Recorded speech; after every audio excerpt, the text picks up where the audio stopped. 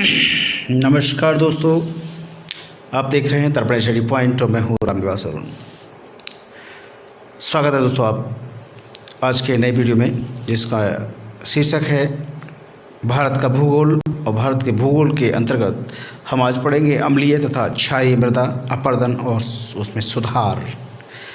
दोस्तों एक बहुत बड़ी समस्या है भारत के परिप्रेक्ष्य में देखा जाए तो उसमें कहीं ना कहीं कई सारी जगह एक जैसी मिट्टी नहीं है। स्टेट बाय स्टेट या डिस्ट्रिक्ट बाय डिस्ट्रिक्ट मिट्टी का चेंज होना एक स्वाभाविक कारण है। तो उसमें अम्लीय भी है, क्षारीय मृदा भी है, उनका अपरदन भी होता है। उसमें सुधार किस तरह से किए जाएं, इन सब चीज़ों के बारे में हम टॉप 10 क्वेश्चंस लेकर आए हैं। आशा करते हैं कि आपके पॉइंट ऑफ व्यू से या एग्ज़ाम के पॉइंट ऑफ व्यू से बहुत ज़्यादा इम्पोर्टेंट हो, ऐसी हमारी आशा है। चलिए तो स्टार्ट करते हैं आज का सेशन। आज का पहला क्वेश्चन, सामान्य फसलें उगाने के लिए उर्वर भूमि का पीएच मान। उर्वर का मतलब फर्टाइल, जो फर्टिलिटी होती है सॉइल की, वो फर्टाइल जो भूमि है उसका पीएच मान क्या होता है या क्या होना चाहिए। तो ऑप्शन है आपके 9 से 10 के बीच, 6 से 7 के बीच, 4 या 3। तो दोस्तों इसका आंसर हो जाएगा 6 से 7 के बीच। मिट्टी का जो पीएच मान है ना, वो कम होना मिट्टी की अम्लता को दर्शाता है और पीएच मान अधिक होना मिट्टी की क्षारीयता को, यानी बेस, एसिड और बेस की बात कर रहे हैं हम, क्षारीयता को दर्शाता है। अधिक अम्लीय या अधिक क्षारीय, ठीक है ना, मिट्टी जो है सामान्य फसलों के लिए उपयोगी नहीं होती है। मतलब बिल्कुल एक आपसे फिक्स रेशियो होना चाहिए, ना तो ज़्यादा अम्लीय हो ना तो ज़्यादा क्षारीय हो। तो सामान्य फसलें उगाने के लिए मिट्टी का जो पीएच मान होता है वो 6 से 7 के बीच ही होना जरूरी है या होना चाहिए, ठीक है। तो जो एसिडिक मृदाएं होती हैं वो कहीं ना कहीं सेडिमेंट्री प्रकृति की होती हैं, ठीक। तो मिट्टी का जो पीएच मान है ना कम हो जाता है तो मिट्टी अम्लीय हो जाती है। मिट्टी का जो पीएच मान है कम हो जाता है तो मिट्टी कैसी एसिडिक हो जाती है, और जब पीएच मान अधिक हो जाता है तो मिट्टी क्षारीय हो जाती है, बेस हो जाती है, ठीक। दूसरा क्वेश्चन देखते हैं, मिट्टी में खारापन और क्षारीयता की समस्या का समाधान क्या है। अब मान के चलो कोई मिट्टी एसिडिक हो गई या बेस हो गई, तो करा क्या जाए, क्या समाधान है कि उसको सही बेस में, मतलब सही लेवल पे लाया जाए। तो मिट्टी की क्षारीयता को बदलने और उससे खारेपन को हटाने के लिए एक आता है केमिकल आता है कैल्शियम सल्फेट, जिसको हम जिप्सम भी बोल जाते हैं, इसका यूज किया जाता है। साथ ही इसमें चूने की लीचिंग के लिए कम से कम 1 फीट जल की आवश्यकता रहती है, इसको भी यूज कर सकते हैं। तो आसानी से तो बोल रहा है कि मिट्टी में खारापन और क्षारीयता की समस्या का समाधान क्या है। ऑप्शन है आपके वृक्षारोपण, खेतों में जिप्सम का उपयोग, समोच्च रेखाओं के अनुसार कृषि या शुष्क कृषि विधि। तो आंसर हो जाएगा आपका ऑप्शन बी, खेतों में जिप्सम का उपयोग करें। तीसरा क्वेश्चन, भारत में लवणीय मृदा का सर्वाधिक क्षेत्रफल किस राज्य में है।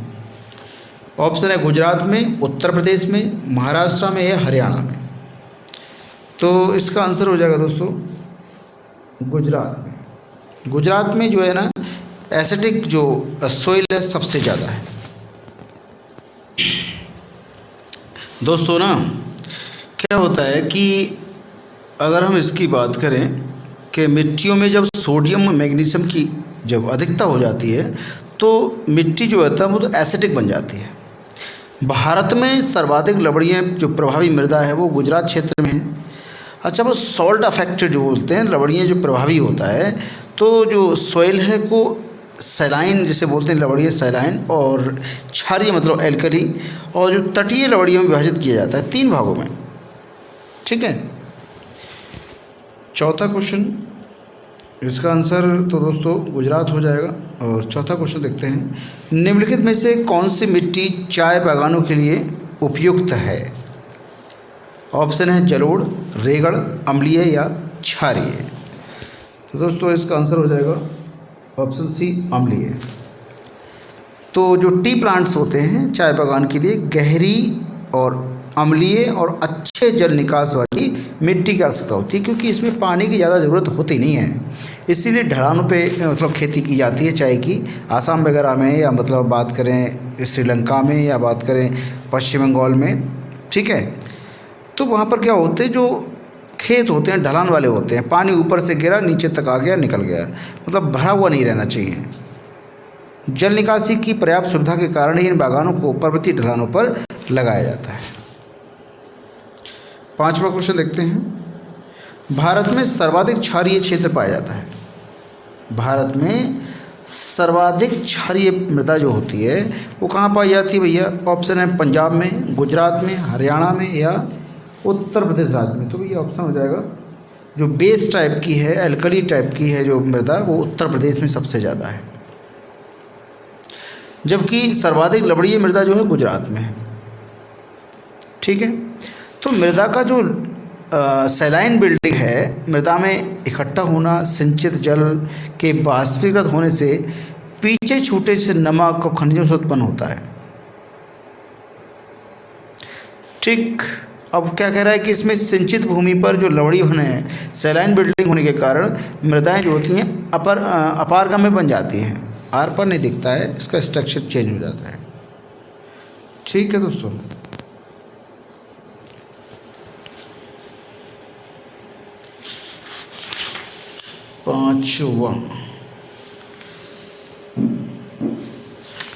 पांचवा क्वेश्चन हैगा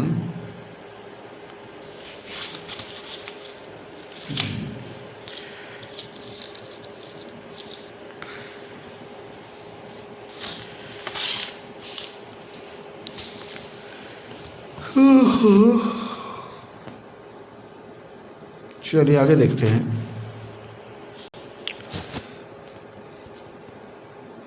दोस्तों नेक्स्ट क्वेश्चन देखते हैं। सॉरी, थोड़ा नींद से आने लगा था तो आज सोया नहीं मैं, चक्कर में थोड़ा नींद से आ रहा था।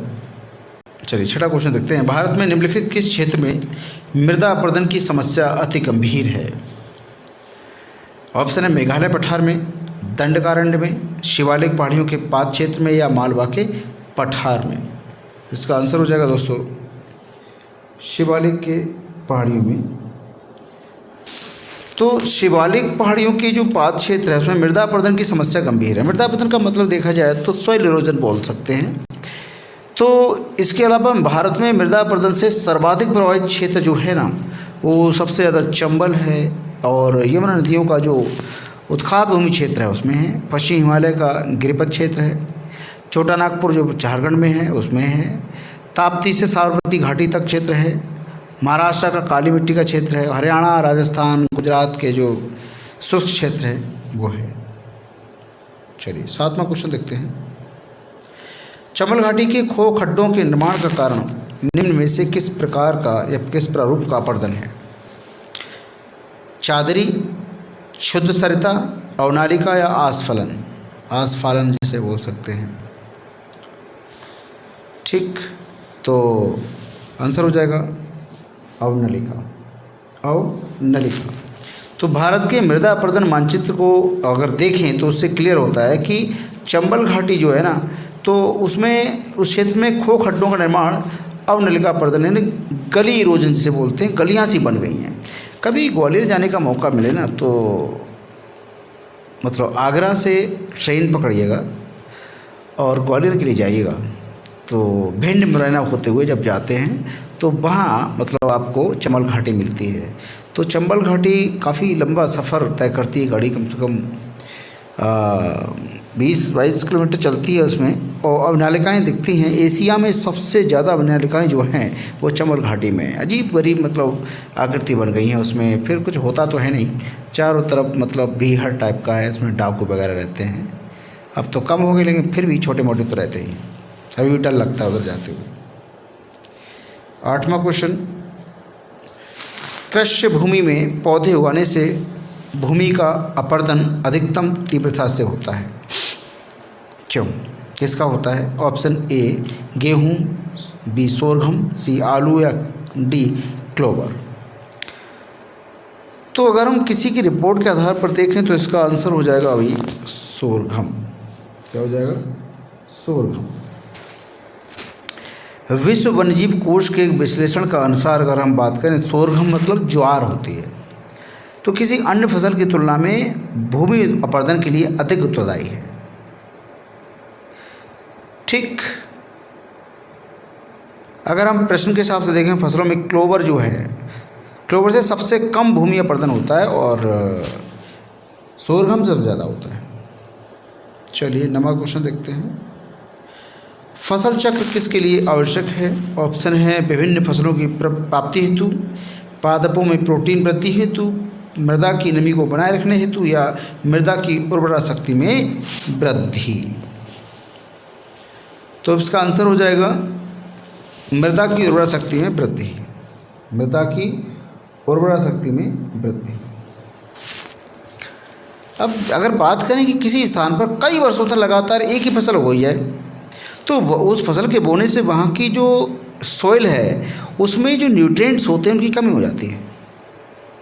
तो जो फसल चक्र है, क्रॉप साइकिल जिसे बोलते हैं, तो फसलों के परिवर्तन के द्वारा, यानी एक खेत में एक ही तरह की फसल लगातार नहीं होनी चाहिए। मतलब क्या हो रहा है कि अगर लगातार बोएंगे तो उसमें जो न्यूट्रिएंट्स होते हैं वो सारे के सारे सोख लिए जाएंगे उन प्लांट के थ्रू। तो रोटेशन प्रोसेस अपनाना चाहिए, एक साल ये फसल, दूसरे साल ये फसल, तीसरे साल ये फसल, इस तरह से। और कीट नियंत्रण भी मदद करता है। कीट मतलब घास भी नियंत्रण में रहेगी, है ना, बहुत सी चीज़ें नियंत्रण में रहेंगी इससे। आज का लास्ट क्वेश्चन दोस्तों, मृदा क्षरण को किस तरह से रोका जा सकता है? मृदा क्षरण को किस तरह से रोक, यानी सॉइल इरोजन जिसे बोलते हैं, कैसे रोक सकते हैं हमसे? ऑप्शन है वन रोपण से, सघन वर्षा से, अतिचारण से, या वन नाशन से। इसका आंसर हो जाएगा वन रोपण से। वन रोपण से मतलब वन लगाकर अब जो सॉइल इरोजन हो रहा है उसको रोका जा सकता है, क्योंकि जो पेड़ की जो जड़ें हैं मिट्टी को जकड़ लेते हैं, और जकड़ के क्या होता है, पानी के बहाव से वो, या धूल जो आंधी चलती है उनसे वो सॉइल इरोजन नहीं होता है। तो मृदा क्षरण को रोका जा सकता है वन रोपण से। जब वन रोपण होंगे तो ऑक्सीजन की क्वालिटी भी बेहतर हो जाएगी। जैसे कोरोना काल में ऑक्सीजन के बड़े बड़े प्लांट, ऑक्सीजन की वजह से लोग ना मिलने की वजह से लोग मर गए, तो ऐसा दोबारा ना हो। और सुनने में आ रहा है कि अभी भी मतलब ये चाइना में फिर से स्टार्ट हो गया है, इंडिया में भी एक आध केस मिल रहा है। तो दोस्तों सुरक्षित रहें, सतर्क रहें और अलर्ट रहें, ताकि किसी भी अनहोनी से बचा जा सके। कि जीवन है तो सब कुछ है। अपने आप को अफेक्टेड लोगों से थोड़ा दूरी बनाए रखें। जीवन अनमोल है, एक बार मिला है, इसको ऐसे ही ना गंवाएं। तो दोस्तों ये था आज का लास्ट सेशन, आज का लास्ट क्वेश्चन। आशा करते हैं कि ये क्वेश्चंस आपको पसंद आएंगे। आज के लिए बस इतना ही। कल मिलते हैं एक नई वीडियो के साथ। तब तक देखते रहिए दर्पण स्टडी पॉइंट, और चैनल को ज़रूर सब्सक्राइब जरूर करिएगा दोस्तों। लाइक करिएगा, कमेंट करिएगा, शेयर करिएगा। आज के लिए बस इतना ही। धन्यवाद दोस्तों।